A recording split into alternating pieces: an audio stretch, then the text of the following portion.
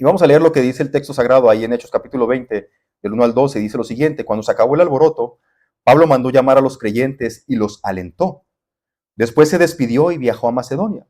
Y mientras estuvo ahí, animó a los creyentes en cada pueblo que atravesó. Luego descendió a Grecia, donde se quedó 3 meses. Se preparaba para regresar en barco a Siria cuando descubrió que unos judíos tramaban una conspiración contra su vida. Entonces decidió regresar por Macedonia. Varios hombres viajaban con él. Sus nombres eran Sópater, hijo de Pirro, de Berea, Aristarco y Segundo, de Tesalónica, Gayo de Derbe, Timoteo, también Tíquico y Trófimo, de la provincia de Asia. Ellos se adelantaron y nos esperaron en Troas.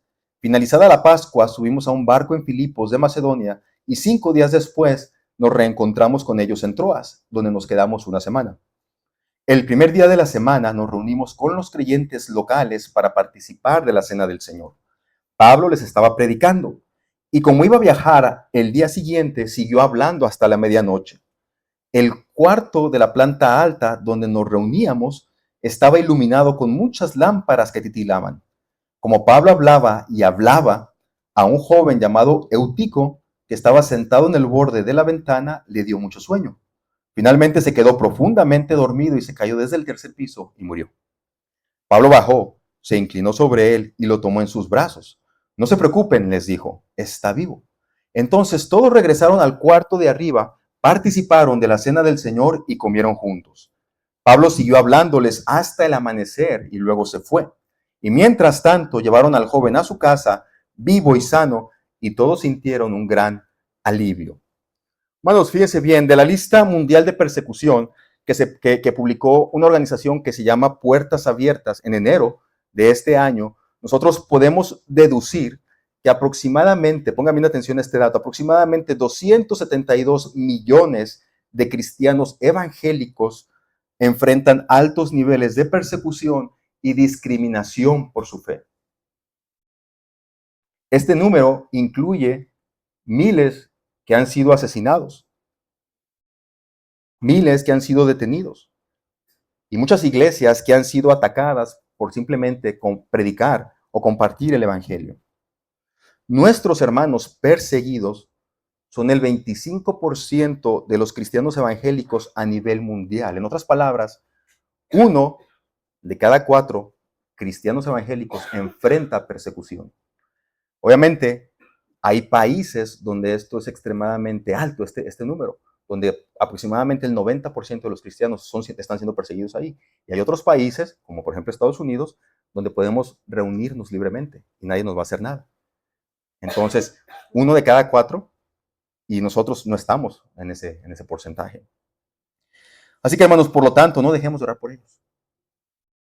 Porque nosotros podemos estar aquí, bien a gusto, ¿no? Escuchando alabanzas, participando en las alabanzas, escuchando la palabra de Dios, pero hay otros cristianos que no. Probablemente algunos de ellos estén escondidos. Probablemente ellos ni siquiera, o en estos momentos están huyendo simplemente, huyendo a otro lugar, a ver qué pueden hacer con su familia. Ahora, hermanos, si lo que la Biblia dice es cierto, ¿verdad? Y yo estoy convencido de que la Biblia es verdad. Pero si lo que la Biblia dice es cierto, en este mundo la situación para el verdadero cristianismo se pondrá cada vez peor. En sus inicios, como lo hemos estado viendo aquí en el libro de los Hechos y prácticamente también se ve en todo el Nuevo Testamento, en los inicios el cristianismo sufrió de mucha persecución, al inicio del cristianismo. Pero luego vino un tiempo de paz o de relativa paz. De tal manera que hoy en día el 75% de los cristianos vivimos en lugares donde podemos practicar nuestra fe. Pero la Biblia apunta a que conforme nos estamos acercando a la segunda venida de Cristo, este mundo se pondrá cada vez más complicado para los cristianos. Dice Jesucristo, ahí en Mateo, que así como los dolores de parto en una mujer se intensifican cuando va a dar a luz, de la misma manera, para los cristianos, este mundo se va a poner cada vez más difícil en la medida que nos acercamos a la segunda venida de Cristo.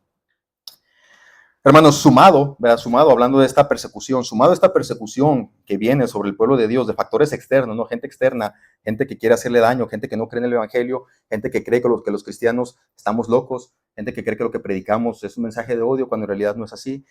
Esa es persecución externa. Sumado a eso, ¿verdad? El cristiano, nosotros, mientras vamos peregrinando por este mundo, tenemos que estar luchando con muchas cosas, en lo personal. Fíjense, luchamos con el desánimo. Nos desanimamos, somos seres humanos. Nos desanimamos. Luchamos contra nuestra naturaleza pecaminosa. Nuestro cuerpo quiere algo que yo sé en mi mente, que yo sé en mi espíritu, que no está bien, pero mi cuerpo quiere otra cosa. Luchamos con esta naturaleza pecaminosa. Luchamos contra las influencias malignas que tratan de hacernos caer con la tentación. Luchamos con tentación. Luchamos contra las cuestiones naturales de este mundo, como enfermedades, accidentes, muerte, falta de trabajo, bajos salarios, incertidumbre sobre el futuro familiar, dónde voy a estar el siguiente año. Como cristianos estamos cargando, ¿verdad? Con todas estas cosas y pesan. A veces, diríamos, pesan más en unos que en otros. Como que de pronto pareciera, ¿no? Que a uno se le acumula más que a otro. Hermanos, todas estas cuestiones pesan sobre los creyentes. Y fíjense bien, si no fuera porque Dios está con nosotros, cualquiera se desanimaría muy pronto de seguir a Cristo. Si Dios no estuviera con nosotros, cualquiera se desanimaría de ser cristiano. Pero Dios está con nosotros. Hermanos, y sabemos que Dios está con nosotros por medio de su Santo Espíritu, a quien la Biblia llama el Paracleto, el que está llamado a estar a nuestro lado. El Espíritu Santo, que es Dios, está con nosotros. Él está llamado a estar a nuestro lado, Él es el Paracleto. Pero también, hermanos, y eso es lo que quiero que veamos hoy en este pasaje, Dios está con nosotros por medio de su pueblo, o sea, por nosotros. Dios está con nosotros por medio de su pueblo, pero para ello, como creyentes, debemos cultivar 3 prácticas vitales para sostenernos mutuamente, ayudarnos uno a otro. O sea, Dios nos sostiene a través de su Santo Espíritu, pero Dios también usa a su pueblo para sostenernos unos a otros, ¿verdad? Y no desfallecer. Fíjense, en primer lugar vamos a encontrar aquí que tenemos que animarnos unos a otros. Animarnos unos a otros, cultivar amistades cristianas y escuchar regular y congregacionalmente la palabra de Dios. En primer lugar, entonces, animarnos unos a otros. Dice el texto, cuando se acabó el alboroto, Pablo mandó llamar a los creyentes. ¿Y qué cosa? Los alentó, es lo que dice el texto, y los alentó. Y después se despidió de ellos y viajó a Macedonia. Entonces llegó a Macedonia, mientras estuvo ahí, ¿qué cosa? Animó. Entonces alentó y animó a los creyentes en cada pueblo que él atravesó. Y luego descendió a Grecia, donde se quedó 3 meses. Se preparaba para regresar en barco a Siria cuando descubrió que unos judíos tramaban una conspiración contra su vida. Y esto ha sido así desde los inicios del cristianismo. El cristianismo ha sido perseguido. Y entonces Pablo decidió regresar por Macedonia. Se fue por otro lado, ¿verdad? Hermanos, seguimos en el tercer viaje misionero de Pablo. Ya estamos a punto de terminar el tercer viaje misionero de Pablo. En estos 12 versículos pasa aproximadamente un año. No vayas a creer que esto fue así como 2, 3 días. Más o menos pasa un año entre estos 12 versículos, conforme a lo que va narrando ahí Lucas. Miren, la semana pasada, hermanos, nosotros sabemos cuál es el alboroto del que está hablando aquí, porque dice, cuando se acabó el alboroto, ¿cuál alboroto? Pues el que vimos la semana pasada. Si tú no estuviste aquí, te animo a que veas la predicación, ahí está en YouTube. Pero la semana pasada nosotros supimos que hubo un alboroto ahí en Éfeso por causa del Evangelio. Porque dice la palabra de Dios que muchas personas comenzaron a convertirse al cristianismo y como muchos empezaron a convertir, entonces el negocio de la venta de los ídolos se vino para abajo y eso causó que los comerciantes que se dedicaban a ello hicieran una huelga. Y le echaban la culpa a Pablo, ¿no? Decían, es que Pablo anda predicando que los ídolos hechos por manos humanas en realidad no son dioses. Y por eso la gente estaba por ahí enojada. Y lo que leímos en el texto de la semana pasada es que dice la palabra de Dios que hubo un alboroto no pequeño, o sea, fue algo grande. Y en realidad hubo mucha confusión ahí en este lugar. Es más, dice la palabra de Dios que había mucha gente que estaba ahí reunida que ni siquiera sabía para qué estaba ahí, pero estaban gritando. Simplemente se unieron al alboroto, ¿verdad? Estaban haciendo un escándalo. Las cosas estaban tan mal que amigos de Pablo, creyentes y no creyentes, esto no lo apunté la semana pasada, pero ustedes tendrán que entenderlo, o tenían que saberlo más bien. Amigos de Pablo, creyentes y no creyentes, le dijeron a Pablo, sabes que no te vengas, no vengas para acá, no es conveniente, la gente está muy loca, no vengas para acá. Y entonces Pablo se quedó donde él estaba, no fue a ese lugar. Entonces le avisaron a Pablo que no se presentara porque la cuestión en realidad estaba muy mal. Y entonces llegamos al capítulo 20, y entonces dice aquí, cuando se acabó el alboroto. Todo ese alboroto que hubo la semana pasada. Entonces dice el texto, Se acabó este alboroto y Pablo mandó llamar a los creyentes y los alentó. Eso fue lo que hizo, alentar a los creyentes. Y después Pablo viaja a la región de Macedonia, donde anima a los creyentes, en cada pueblo que él atravesó. Entonces Pablo alentó y animó a los creyentes. Y mira, cuando tú te acercas a la palabra de Dios y lees la versión Reina Valera de 1960, aquí vas a encontrar la palabra exhortar. Y Pablo los exhortó, y Pablo los exhortaba. Es la palabra que utiliza ahí Reina Valera del 60. Y esta, hermanos, la palabra que se utiliza aquí en el griego es la palabra parakaleo. Es la palabra así, a parakaleo lo interpretan como exhortar.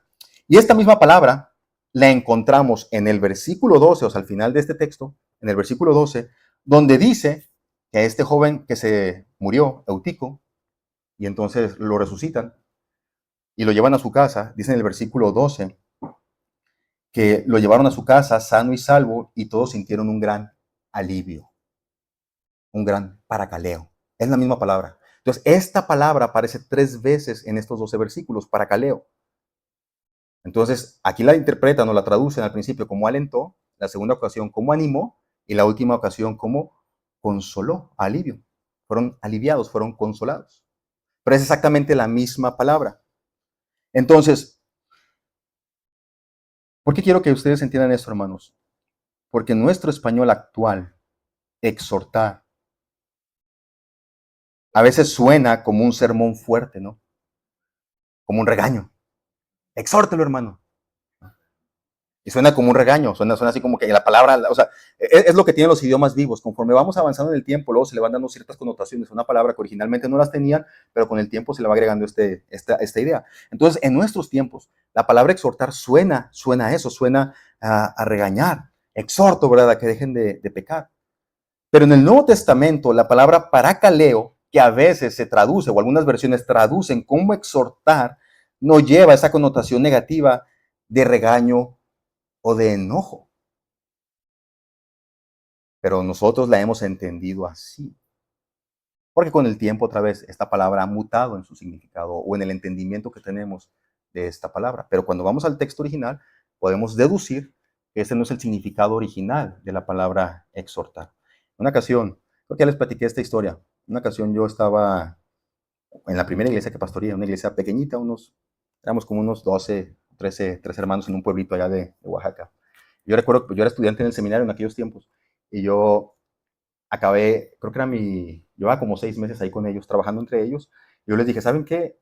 Les pasé hojitas a cada uno de ellos y les dije, hay una pregunta, ustedes quiero que me digan aquí cómo puedo mejorar yo, porque quiero que me den retroalimentación. Porque tú sabes que si vas con una persona y le preguntas, no te lo dice, pero si le dices, ahí póngalo, no le pongas su nombre, ahí algunos se desplayan, ¿no? Dicen todo lo que están pensando, ¿sí? Y entonces yo le dije, no le pongan su nombre, todos escriban con lápiz, yo lleve lápices para que no se como que este trae pluma negra, este trae pluma roja, no, todos con lápices, y ahí escriban lo que ustedes consideren. ¿Cómo puedo yo mejorar? ¿Qué áreas me hace falta a mí mejorar como pastor? Y recuerdo que uno me puso así una persona, o no sé si era hermano o hermana, pero le puso ahí directamente, necesita gritarnos más, regáñenos, pues, regáñenos, así. Y yo me sorprendí cuando vi esa palabra, es que no nos regaña, grítenos, regáñenos. Dije, bueno, pues no sé cómo fue criada, ¿verdad?, esta persona. Dije, pero a lo mejor le gusta, ¿verdad? Le gusta que sean así. Pero hermanos, esto no es el significado de esta palabra, fíjense. De hecho, en el Nuevo Testamento, una palabra que sí tiene esta connotación más de regañar es la palabra amonestar, que en el griego es neutereo. Pero fíjense, esta palabra amonestar solamente aparece 10 veces en el Nuevo Testamento. Y en una ocasión aparece ahí en Tesalonicenses, donde Pablo dice, amonesten a los holgazanes, a los flojos, a los que no están haciendo nada, porque había cristianos en aquella época que decían, no, es que como ya Cristo viene, ya no hay que trabajar, porque ya Cristo va a regresar. Y entonces Pablo dice, no, amonesten, regañen a los holgazanes, pónganlos a trabajar, porque pues que cada quien tiene que trabajar, tenemos que juntar, ¿verdad?, para lo que nosotros gastamos. Entonces ahí sí Pablo dice, amonesten a los holgazanes. Pero fíjense, esta palabra, amonestar, que sí tiene esta connotación más negativa quizás, de regaño, aparece solamente 10 veces en el Nuevo Testamento, pero esta palabra, parakaleo, aparece 109 veces en el Nuevo Testamento. Y esto nos quiere decir a nosotros que el ministerio cristiano prioriza el ánimo positivo y fortalecedor a la corrección dura. Porque la palabra exhortar tiene que ver más bien con animar y con alentar. Esta palabra paracaleo se traduce dependiendo del contexto. Fíjense bien, pongan atención y vean todas las posibles traducciones de esta palabra al español. Y vean que la mayoría tiene una connotación positiva. Por un lado, exhortar, urgir, animar, alentar, consolar, rogar, suplicar. Dependiendo de la parte en la Biblia en la que aparezca, la han traducido de diferentes maneras, pero la mayoría de ellas tiene connotaciones positivas. Tienen que ver con un uso positivo o amable de las palabras que con un sentido autoritativo o duro. A veces pensaríamos que no, es que la palabra exhortar tiene que ver con una autoridad, con la autoridad pastoral, la autoridad apostólica, pero no, tiene que ver más bien con este sentido amable de las palabras que se usan o de la actitud con la que uno se acerca al cristiano. Hermanos, y eso tiene sentido en nuestro pasaje de hoy, porque lo que acaba de pasar en Éfeso es un alboroto por la predicación cristiana del Evangelio. Eso es lo que pasó en Éfeso. Seguramente varios cristianos sintieron temor de lo que les podía pasar a ellos ahora que Pablo se iba a ir. Imagínense si Pablo estando ahí, vean el alboroto que se levantó. Pablo, el que defendía a los cristianos, Pablo, el que hablaba por todos, el que predicaba. Pues es común, es lógico pensar que ahora que Pablo se iba, algunos cristianos pudieran sentir temor. Bueno, ¿y ahora quién nos va? ¿Qué dice? ¿Y ahora quién podrá defenderme? ¿Verdad? ¿Y ahora quién podrá defendernos? O sea, probablemente algunos de ellos están sintiendo esto, ¿no? Temor. Quizás algunos dudaron de seguir siendo cristianos. No, pues si se va Pablo, pues ¿para qué sigo siendo yo cristiano en esta tierra donde no nos quieren? Quizás algunos perdieron amistades porque dejaron de adorar ídolos. Y por eso perdieron algunas amistades. Quizás algunas familias inclusive se dividieron. Porque es lo que dijo Jesucristo. O sea, no es porque el evangelio quiera causar división, pero en ocasiones el evangelio cuando va avanzando causa división porque el no creyente no quiere aceptar lo que ahora cree el no creyente. Y en la medida de lo posible siempre alentamos a que las familias sigan unidas. Nosotros no somos sectaristas, no estamos separando por allá a los cristianos de sus familias. Pero en ocasiones sucede porque el no creyente quiere separarse del creyente. Entonces quizás algunos de ellos estaban con familias divididas y Pablo se va a ir de la región. Es lógico creer que lo que va a hacer Pablo con sus palabras es exhortarlos con amor a continuar firmes a pesar de la oposición. Entonces es lógico pensar que cuando se utiliza aquí la palabra exhortar en la Reina Valera del 60, se está refiriendo a esto, a alentar a los hermanos, a animarlos a continuar firmes en la fe. Y luego Pablo se va a estos otros pueblos y sigue haciendo lo mismo, hermanos, porque como cristianos estamos llamados a alentarnos unos a otros. Alentarnos unos a otros. De hecho, esta palabra, paracaleo, está relacionada conceptualmente con la palabra paracleto. ¿Y quién es el paracleto? Ya lo dije yo, el Espíritu Santo. El Espíritu Santo es el paracleto. Y aquí se utiliza la palabra paracaleo. Es función del Espíritu Santo ser el paracleto, ser el consolador. Sin embargo, aquí se está utilizando esta palabra para referirse a cristianos, paracaleo. Entonces, están unidas estas palabras conceptualmente. El Espíritu Santo es el consolador.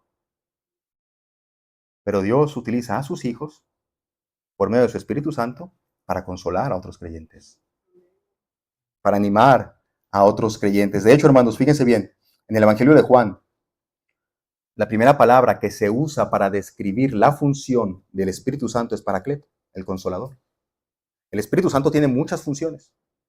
Según lo encontramos en la palabra de Dios, el Espíritu Santo tiene muchas funciones, pero la primera palabra que aparece ahí para describir la función del Espíritu Santo es, Él es el consolador. El consolador. Otras de las funciones son estar con los creyentes y el Espíritu Santo estará con ustedes para siempre, dice Jesucristo. Entonces, otra de las funciones del Espíritu Santo es estar con los creyentes, enseñar todas las cosas, recordar lo que Jesús dijo, dar testimonio de Jesús, guiar a la verdad, glorificar a Jesús, convencer de pecado, de justicia y de juicio. Todas estas son funciones del Espíritu Santo, pero la primera que aparece ahí es ser el consolador.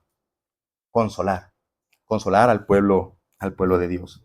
Hermanos, entonces cuando Pablo estaba paracaleo a los hermanos de Éfeso y Macedonia, estaba siendo usado por el Espíritu Santo, el paracleto, para animar y consolar a los hermanos. Por eso decimos que como iglesia nosotros somos las manos y los pies de Dios. En otras palabras, el Espíritu Santo estaba usando a Pablo para cumplir su función y Pablo se estaba dejando usar por el Espíritu Santo. Pablo estaba siendo sensible al Espíritu Santo que le decía, es tiempo de alentar a los hermanos. Fíjense, a mí en ocasiones me ha sucedido. Yo lo digo no como buena mía, lo digo como mala mía. En ocasiones me ha sucedido que me levanto en la mañana y estoy por ahí con mis actividades normales del día a día y de pronto tengo un pensamiento, ¿no? Ay, el hermano tal. Y digo, le voy a mandar un mensaje ahorita. No lo vi el domingo o tengo ganas de preguntarle algo y ahí está. Pero ya me arreglo y todo, voy a trabajar y ya de repente se me olvidó. Y ya. Y ya casi el final del día y me acordé, ay, este hermano que pensé que yo le iba a mandar un mensaje, que le iba a escribir. Ya no le mandé nada. Pero ¿qué tal si esa era la voz del Espíritu Santo que me estaba diciendo, hey, este hermano necesita una palabra de ánimo, una palabra de aliento? Hermanos, alentarnos unos a otros, animarnos unos a otros, aconsejarnos unos a otros, consolarnos unos a otros e incluso amonestarnos unos a otros es necesario para mantenernos firmes en la fe. Pero tengamos cuidado de las palabras y la actitud que usamos para hacerlo. Tengamos cuidado porque la actitud y las palabras cuentan mucho. Cuentan mucho. Fíjense, Pablo en Gálatas capítulo 5, versículo 14 y 15 dice lo siguiente. Dice Pablo, porque toda la ley en esta sola palabra se cumple. Amarás a tu prójimo como a ti mismo. Y lo pongan atención en el siguiente versículo. Me da mucha risa a mí porque cada vez que lo leo me imagino como dos sabuesos ahí peleando, así como que peleándose por la comida. Se me hizo como los perros se pelean por la comida, ¿no? Cómo se tiran mordidas así el uno al otro. Y Pablo dice lo siguiente, pero si os mordéis y os coméis unos a otros, corren peligro de destruirse unos a otros. Pablo dice eso, tengan cuidado. O sea, se dice, la ley se resume en esto y le está hablando a cristianos, en Gálatas. Dice Pablo, ama a tu prójimo como a ti mismo. En eso se resume toda la ley. Dice, pero si se están mordiendo y comiendo unos a otros, ¿qué quiere decir eso? Pues si se están criticando unos a otros, si están buscando la paja ajena, ¿no? Y están siempre ahí. Dice, tengan cuidado porque si siempre están ahí mordiéndose uno a otro, ¿verdad? Y comiéndose uno a otro, se van a terminar por destruir. Por eso Pablo, tengan cuidado con esas cosas que se dicen en lo secreto quizás, o lo que se le dice a otro hermano acerca de otro hermano. Dice, tengan cuidado de todas esas cosas, porque van a terminar destruyéndose a ustedes mismos. Dice la palabra de Dios en Proverbios 10:21, las palabras del justo animan a muchos, pero a los necios los destruye su falta de sentido común, porque el necio no sabe cómo decir las cosas. Por eso dice, las palabras del justo animan a muchos, pero a los necios los destruye su falta de sentido común, o sea, lo hacen pasar vergüenza al necio. Proverbios 15:4 dice, la lengua pasible es árbol de vida, mas la perversidad de ella es quebrantamiento de espíritu. Pablo va a decir en Efesios 4:29, ninguna palabra corrompida salga de vuestra boca, sino la que sea buena para la necesaria edificación, a fin de dar gracia a los oyentes. ¿Vean lo que dice Pablo? Que con tus palabras desgracia al otro creyente. Sí, que le digas, sabes que eso está mal, pero anímate, anímate. Yo también fui joven, yo también atravesé por esto. Yo no soy perfecto, anímate, vamos a continuar. A fin de dar gracia a los oyentes, es lo que dice Pablo. Ninguna palabra corrompida salga de vuestra boca, sino la que sea buena para la necesaria edificación, a fin de dar gracia a los oyentes. Y luego Colosenses 4:6, me encanta, hermanos. Dice, sea vuestra palabra siempre con gracia. Él dice Pablo, sazonada con sal. Un chuletón ahí, ¿no? Sea vuestra palabra siempre con gracia. Lo dice, sazonada con sal, para que sepáis cómo debéis responder a cada uno. Tengamos cuidado cómo se dicen las cosas. Alentados unos a otros, dice, alentados. Es lo que hacía Pablo, alentar a los hermanos, alentar a donde estaba. Y es una responsabilidad de todos, alentarlos unos a otros, consolados unos a otros, animados unos a otros. Hermanos, porque ya lo dije, vamos hacia un momento en el que seremos perseguidos por ser cristianos. Y de por sí, la vida cristiana tiene muchos problemas. Como para que todavía nos estemos mordiendo y comiendo unos a otros. No, vamos en este peregrinaje, vamos todos, y vamos todos a la patria celestial. Y yo no quiero que ninguno se me quede atrás. Al contrario, si lo veo por ahí tirado, hey, levántate, vámonos. Este lugar no te corresponde a ti. Tú no estás aquí para quedarte tirado. Vamos todos a la patria celestial. Anímate. Entonces la primera invitación o el primer medio que Dios utiliza para darnos vida, aliento que da vida, es utilizarnos a nosotros por medio de palabras para alentarnos unos a otros, preocuparnos unos por otros. Que un hermano pasó algo por esa semana, mándale un mensaje, escríbele, visítalo, no sé. Lo que el Señor ponga en tu corazón, pero preocuparnos unos por otros. Es una manera en la que podemos peregrinar en esta vida cristiana. Número dos, hermanos, cultivar amistades cristianas. ¿Qué es lo que dice el versículo 20? Dice el texto, varios hombres viajaban ¿con quién? Con Pablo. Varios hombres viajaban con él. Y aquí viene una serie de nombres que si no sabes cómo ponerle a tu hijo o tu hija, ponle así. No, no se quedan. Bueno, eran puros varones, así que sería hijo entonces. Hermanos, fíjense, su nombre era Sopater, hijo de Pirro, es complicado, ¿no? De Berea, Aristarco y segundo, de Tesalónica, Gallo de Derbe, Timoteo, también Tíquico y Trófimo de la provincia de Asia. Todos estos hombres acompañaban a Pablo. Si tú recuerdas un poquito, al inicio del segundo viaje, este es el tercer viaje, pero al inicio del segundo viaje de Pablo, cuando Pablo se separa de Bernabé, Pablo toma a Silas.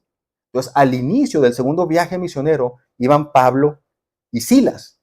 Pero luego en Listra, dice la palabra de Dios, que conocieron a un joven creyente, Timoteo, y lo agregaron también al equipo.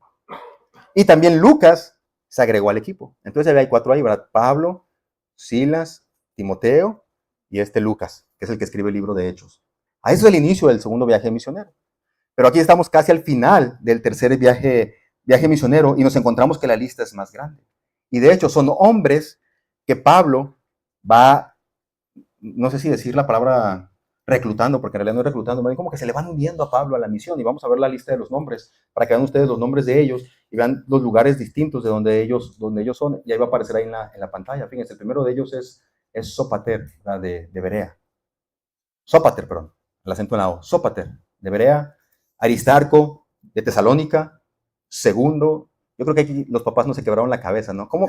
El primero, el segundo y el tercero. Así no batallamos para no andar buscando nombres, ¿no? Aparece segundo, de Tesalónica, Gallo, de Derbe, Timoteo, de Listra, Tíquico, de Asia, Trófimo, también de Asia, Lucas, que aunque el texto no dice directamente Lucas, pero sabemos porque aquí en el versículo 6 va a decir, finalizada la Pascua, subimos a un barco. Entonces sabemos que ahí también está Lucas, porque es el que está escribiendo el libro de Hechos. Entonces Lucas, posiblemente, no sabemos el lugar de origen de Lucas, pero muy posiblemente es de Antioquía de Siria. Entonces estos 8 hombres, por lo menos, están acompañando a Pablo en la misión. Y hermanos, es que la vida cristiana no está diseñada para transitarse solos. No lo está. ¿Verdad? Es verdad, Dios está con nosotros por medio de su Santo Espíritu. No negamos eso. Yo he escuchado eso de algunos hermanos. No, yo no necesito a la iglesia. Yo he escuchado también, y lo he visto en foros de internet también, no necesitas congregarte. No necesitas a la iglesia, porque Dios está donde tú estés. Yo no digo que no. Dios está donde tú estés. Pero la vida cristiana no se hizo para andar solos. Si la palabra de Dios nos exhorta a animarnos unos a otros, ¿cómo vas a animar uno a otro si no estás en una iglesia local? Si la palabra de Dios dice, sujetaos a vuestros pastores, ¿cómo te vas a sujetar si no perteneces a una iglesia local? Entonces hay muchos mandamientos que no podríamos cumplir, sí, mandamientos que no podríamos cumplir si no pertenecemos a una iglesia local. Entonces la vida cristiana no está diseñada para transitarse solos, ¿verdad? Es verdad que Dios está con nosotros por medio de su Santo Espíritu, pero aún así necesitamos hermanos y hermanas en Cristo como compañeros y amigos de viaje. Hermanos, estos hombres de Pablo fueron compañeros fieles que lo acompañaron, incluso algunos en sus prisiones. Cuando Pablo lo encarcelaban, algunos de ellos estaban en la cárcel, pero no porque ellos los hubieran encarcelado, sino simplemente porque querían estar ahí con Pablo. Ellos se meten en la cárcel solos para servir a Pablo, para ayudar a Pablo, para escribir las cartas de Pablo, pero ahí estaban con Pablo. Y algunos de ellos también los encarcelaban junto con Pablo. Hermanos, viajaron juntos, compartieron los riesgos, y el mismo Pablo llega a decir que en algún momento él fue consolado por uno de estos que eran sus amigos. Pablo recibió consuelo de uno de sus amigos. Y pensaríamos, Pablo, que no, hermano, pero Pablo no me puede decir usted eso. Pablo es el jefe, ¿no? Él nunca se desanima, él nunca falla, él nunca peca. Pero no. En 2 Corintios 7, del 5 al 6, dice lo siguiente: cuando llegamos a Macedonia, Fíjense las palabras de Pablo, ¿eh? Cuando llegamos a Macedonia, no hubo descanso para nosotros. Enfrentamos conflictos en todos lados, batallas por fuera y temores por dentro. Nos está hablando Pablo de su corazón. Enfrentamos batallas por fuera y temores por dentro. Pero Dios, dice, quien alienta a los desanimados, nos alentó con la llegada de Tito. Aquí no aparece Tito en la lista, pero Tito fue otro de esos que se unieron a Pablo, con Pablo después. Y dice Pablo, enfrentábamos temores, batallas, luchas, pero Dios quien alienta, fíjense, dice que Dios es el que alienta, pero Dios utilizó a uno para alentar y utilizó a Tito para alentar a Pablo. Pablo recibe aliento entonces de Tito. Y luego va a decir Pablo que Tito fue alentado por la iglesia. Sí, Tito fue alentado por ustedes. Hermanos, conforme vemos la vida de Pablo, observamos que no siempre estuvieron a su lado los mismos. Hubo cambios ahí en la lista. Inclusive algunos lo abandonaron. Por ejemplo, Pablo va a decir, Demas me abandonó. Otros se quedaron sirviendo en las iglesias que se iban plantando. Se quedaron como pastores, se quedaron ahí como delegados apostólicos. Entonces, se quedaron ahí y el grupo pues cambiaba de nombres constantemente. Otros iban agregando al grupo. Esto nos habla de alguna manera que había una apertura de Pablo a siempre tener nuevos compañeros de viaje, nuevos amigos. Y eso es importante, hermanos, también apuntarlo un poquito, porque conforme nosotros formamos amistades cristianas, luego como que nos vamos cerrando, ¿no? Ya no queremos que nadie más entre al círculo. Como que ya no, ya estamos aquí el círculo completo, el círculo cerrado, pero no, va a llegar más gente, ¿verdad? Y el Señor nos va a agregar más a la lista y podemos hacer otras amistades y no pasa nada, no tenemos por qué sentirnos. Todo lo contrario, gracias a Dios que nos va dando más compañeros de viaje.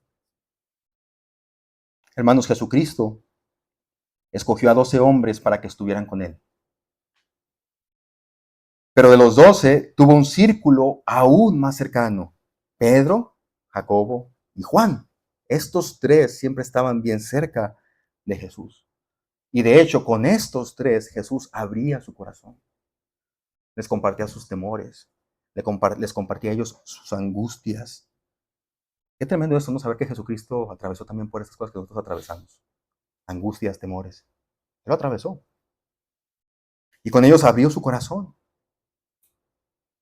Y les dijo a ellos tres, acompáñenme a orar, porque mi alma está angustiada hasta la muerte. Busca amistades cristianas así. Yo sé que somos una iglesia, yo sé que somos un cuerpo de Cristo, pero tú sabes que hay ciertas personas con las quien tú puedes abrirte completamente, porque necesitamos tener amistades cristianas profundas. Busca amistades cristianas así a quienes les puedas platicar tus temores, tus angustias, tus luchas, porque Dios, por medio del Espíritu Santo, usa estas amistades como un medio para sostener a sus hijos. Por un lado, tiene que haber la intención de querer tener amigos, abrirse, ¿verdad?, a más amistades. Y por otro lado, también tiene que haber, por la parte de la amistad, el deseo de recibir nuevas amistades y a respetar la amistad. Y lo que se habla aquí entre nosotros dos es entre nosotros dos. Entonces son cositas, hermanos, que como cristianos, son cosas que como cristianos debemos de pensar en que tenemos que tener un cristiano maduro en la fe, a quien yo pueda hablar con él, compartiendo todas mis cosas sin sentirme juzgado, condenado, porque en esta peregrinaje espiritual vamos todos y todos fallamos. Pero tenemos que tener este tipo de amistades, porque estas amistades nos pueden sostener en momentos difíciles. Dice Eclesiastés 4 del 9 al 10. Es mejor ser dos que uno, porque ambos pueden ayudarse mutuamente a lograr el éxito. Si uno cae, el otro puede darle la mano y ayudarle. Pero el que cae y está solo, ese sí que está en problemas. Ese sí que está en problemas. Fíjense, hermanos, cuando los alpinistas van a escalar una montaña que tiene una pendiente muy, muy peligrosa, ellos no van solos. Hay pendientes en los que sí, cada quien va por su lado a ver quién llega primero.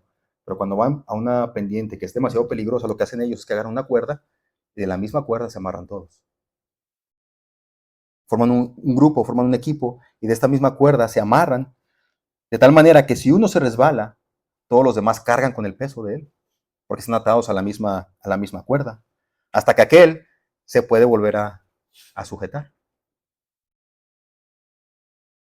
Y así todos comparten la carga. Hermanos, busca 2 o 3 hermanos y hermanas en Cristo para que sean tus compañeros de viaje, hombres con hombres y mujeres con mujeres. Mujeres, busquen hermanas, salgan a comer. Bueno, sí, salgan a comer. Iba a decir más bien los hombres. Los hombres sí comemos más, ¿no? Las mujeres como que más un cafecito y ya. Invítense, ábranse, ¿verdad? Compartan sus luchas. Creen, creen un ambiente de honestidad y de transparencia sin ser juzgados y condenados. Y lo que se les diga, se queda ahí. Respeten, respeten la honestidad de la otra persona. No lo anden divulgando, porque si no, pues ya nadie va a quererles darle su amistad. Pero las amistades cristianas son necesarias. Son necesarias porque las amistades influyen sobre nosotros. Entonces, vemos aquí a Pablo con hombres que lo acompañaban, y es Pablo, ¿no? Hay que ser intencionales, hermanos, hay que buscar amigos, pero también ser buenos amigos. Entonces, hemos visto esto, ¿no? Número 3, escuchar regularmente y congregacionalmente la palabra de Dios. Dice el texto, el primer día de la semana nos reunimos con los creyentes locales para participar de la cena del Señor. Pablo les estaba predicando y como iba a viajar el día siguiente, siguió hablando hasta la medianoche. El cuarto de la planta alta donde nos reunimos estaba iluminado con muchas lámparas que titilaban. Como Pablo hablaba y hablaba, a un joven llamado Eutico, que estaba sentado en el borde de la ventana, le dio mucho sueño. Finalmente se quedó profundamente dormido y cayó desde el tercer piso y murió. Bueno, gracias a Dios que aquí no se me mueren. Sí se me duermen, pero no se me mueren, ¿verdad? Qué bueno, digo, no, pues que estamos en una planta alta. Pero bueno, Pablo bajó, se inclinó sobre él y lo tomó en sus brazos. No se preocupen, les dijo, está vivo. Y entonces todos regresaron al cuarto de arriba y participaron de la cena del Señor y comieron juntos. Y Pablo siguió hablándoles hasta el amanecer y luego se fue. Y mientras tanto llevaron al joven a su casa vivo y sano y todos sintieron un gran paracaleo, un gran alivio. Todos sintieron un gran alivio. Hermanos, el primer día de la semana dice ahí, o sea, domingo. Es el primer día de la semana, el primer día de la semana, o sea, domingo. Y dice Lucas que se reunieron con los creyentes locales con una razón. Se reunieron con los creyentes locales, que estamos hablando aquí ya de Troas, se reúnen con los creyentes locales para participar de la cena del Señor. Lo primero que estamos viendo aquí es que esta no fue una reunión especial porque Pablo iba a estar con ellos, no fue una reunión especial por eso, sino que en realidad esta era una reunión regular que los cristianos tenían cada primer día de la semana, y cada primer día de la semana ellos compartían también la cena del Señor.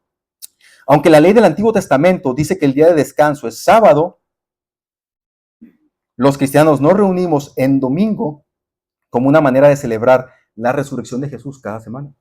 Por eso nos reunimos en domingo. Y algunos dicen, no, hermano, pero es que la ley del Antiguo Testamento, los mandamientos de Dios, deberíamos reunirnos los sábados.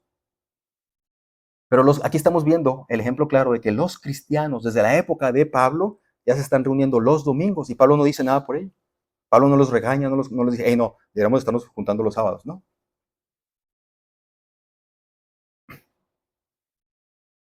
Los cristianos lo hacemos para celebrar la resurrección de Jesús cada semana. Y también los primeros cristianos tomaban la cena del Señor cada semana, cada semana. Entonces vemos, hermanos, que esta reunión es una reunión normal, habitual. Es algo que hacían los cristianos, dice Pablo. Dice Lucas, nos juntamos con los creyentes locales porque queríamos tomar la cena del Señor con ellos. Es lo que querían hacer, es lo que dice el texto claramente. ¿Qué querían hacer ellos? Participar de la cena del Señor. Porque ellos, aunque eran de otro lugar, somos hermanos en Cristo. Adoramos al mismo Dios. Creemos en Jesús. Entonces se reúnen con ellos para participar de la cena del Señor y seguramente, como ahí está Pablo, pues dijeron, pues aquí está Pablo, pues que comparta. Y entonces Pablo comenzó a hablar. Aparte, Pablo tenía interés en predicar ahí también. Por supuesto, Pablo tenía interés en predicar ahí, pero el propósito principal era compartir tiempo con los hermanos. Hermanos, entonces Pablo predica, pero como Pablo sabía que al día siguiente viajaba, dice el texto, siguió predicando hasta la medianoche. No sabemos a qué hora se reunieron, no sabemos si empezó temprano la reunión o empezó ya un poco más tarde, pero simplemente dice que Pablo siguió predicando y predicando y cayó la medianoche, porque Pablo se iba a ir y él quería alimentar al pueblo de Dios lo más que fuera posible, porque una característica del ministerio de Pablo es que él sabe que lo mejor para alimentar al pueblo de Dios es la palabra de Dios. Es lo mejor que se puede hacer para alimentar al pueblo de Dios. Entonces sucede que un joven llamado Eutico se queda dormido, cae desde el tercer piso y muere. Pero Dios utilizó a Pablo y lo resucitó a Eutico. Y después de eso, yo creo que todos nos metamos un poquito en ese momento, ¿no? Todos creeríamos, ¿no? Aquí se suspende la reunión, ¿no? Porque ya pasó esto. Imagínense, un joven muere, se cae desde el tercer piso, ¿cómo que vamos a seguir con la reunión? Creeríamos quizás eso, es más, quizás sería lo que haríamos nosotros, ¿no? Aquí se suspende todo, ya se acaba. Pero no, ellos siguieron como si nada, siguen como si nada, ¿verdad?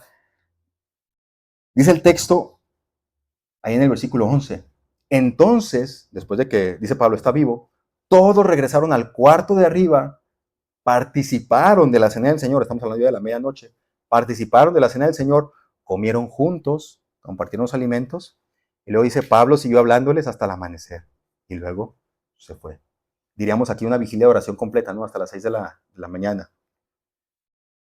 Y ahí están todos. Algunos se duermen, yo entiendo, y no pasa nada, saben que si se duermen no sucede nada. Pero ahí están. Ahí están porque ellos también llegan a entender que necesitan la palabra de Dios. Necesitan compartir la cena del Señor, necesitan compartir los alimentos, porque como cristianos nos necesitamos unos a otros. Necesitamos unos a otros.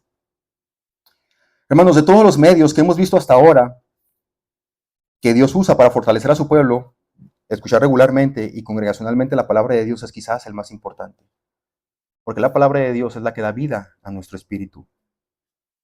En el Antiguo Testamento, en el libro de Ezequiel, Dios le dice al profeta que profetice sobre un valle de huesos secos. Y cuando lo hace, aquellos huesos volvieron a tener tendones y carne. Y luego le dice Dios al profeta Ezequiel, vuelve a hablarles para que venga sobre ellos aliento de vida. Y el profeta predica, o el profeta profetiza, y el Espíritu Santo entra en ellos y estos huesos volvieron a vivir. Hermanos, la predicación y la enseñanza de la palabra de Dios es el medio que Dios ha decidido utilizar para darse a conocer, para revelarnos su voluntad, sus planes y para vivificarnos. Pablo va a decir, le agradó a Dios darse a conocer por medio de la locura de la predicación. Algunos creen, ¿por qué mejor Dios no viene aquí y abre el río? Bueno, aquí abriera el lago, ¿no? Así como abrió el río allá el Mar Rojo. Porque Dios no se manifiesta de esta manera, así toda la gente va a creer en Dios. Algunos pensarían así, ¿o por qué Dios no viene y desciende así fuego como en la época de Elías? Para que toda la gente cree en Dios. Y Pablo dice, no, a Dios le agradó darse a conocer por medio de la locura de la predicación. Dios decidió utilizar palabras y personas por las cuales Dios se da a conocer.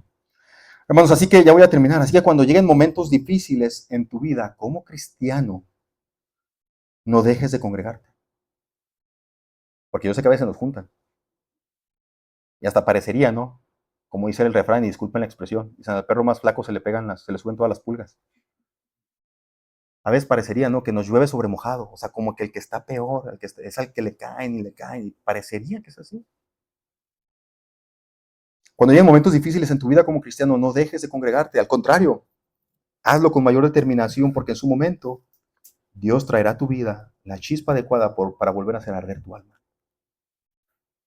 A lo mejor lo va a hacer por medio de las palabras que te va a decir algún hermano de la congregación, por medio de animarte. A lo mejor lo va a hacer por medio de uno de tus amigos cristianos, o a lo mejor lo va a hacer a través de congregarte y de escuchar la palabra de Dios. Pero no tengas por poco los medios que Dios nos ha dado para transitar por esta vida, porque honestamente, sin la ayuda de Dios, todo mundo le diríamos no a Jesús. ¿Por qué ser cristiano en medio de un mundo que nos odia? ¿Por qué ser cristiano en un mundo así? Pero Dios nos ha dado medios, ¿verdad? Nos ha dicho, por un lado, aliéntense unos a otros, anímense unos a otros. Por otro lado, formen estas relaciones de amistad profundas.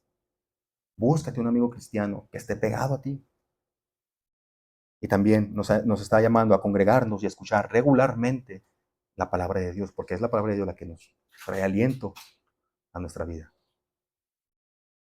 No los estoy regañando, no los estoy exhortando, los estoy paracaleo, los estoy animando, alentados unos a otros. Gracias, Padre.